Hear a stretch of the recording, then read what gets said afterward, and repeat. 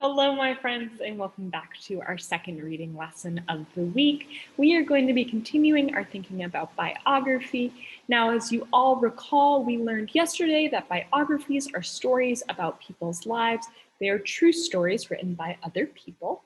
And today we're going to build on that knowledge by understanding that when people write biographies, they usually do it in a specific order called chronological order. Now, that may sound like a big sparkly word, but we're going to break it down right now.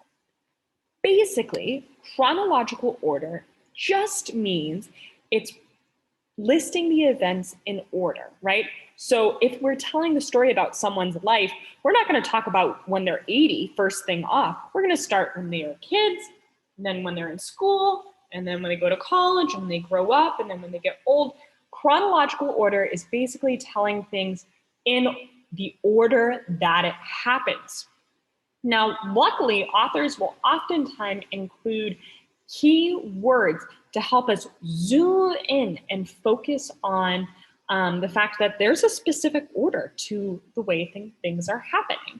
Some of these keywords might be first, next, then, second, third, lastly, finally, after, eventually, right? We might have dates and times, right? So we might have like, well, when this character, or excuse me, when this person was a kid and then they're in college, we see that this time is passing and it's passing in order. So we are going to look at an example today. We are going to be thinking about Benjamin Franklin.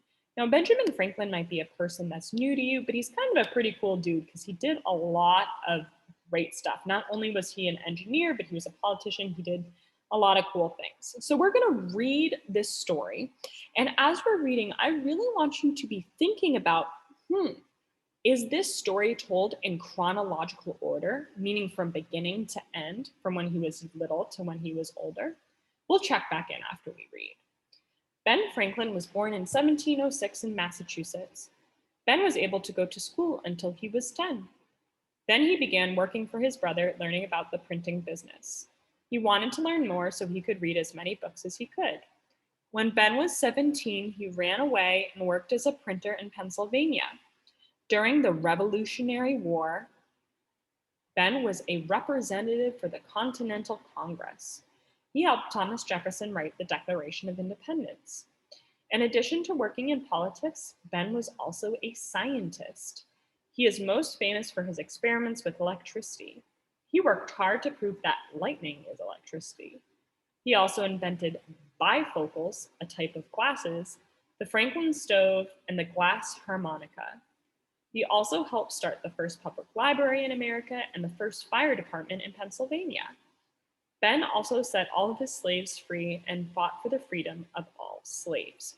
So my friends, when we're looking at this story, I can tell that it's happening in chronological order. First, because it's starting off when he was born, right? So when he was a baby, then it moves on to when he was going to school at the age of 10, and then on to when he's working in his printing business. So we see as he's getting older, they're telling these bits of information in that order. We, of course, have some keywords such as then, in addition, that are also signifying the passage of time in order. Again, so we see chronological order means it starts from the beginning and goes to the end. It's telling things in order. And we can see these things not only through keywords, but just having an understanding of what's going on in the text and saying, well, it's starting off when they're young and going to when they're older. So my friends, you're going to think a little bit more about chronological order today, and we are going to come back on Thursday for a brand new reading lesson. All right, my superstars, I'll see you soon. Bye.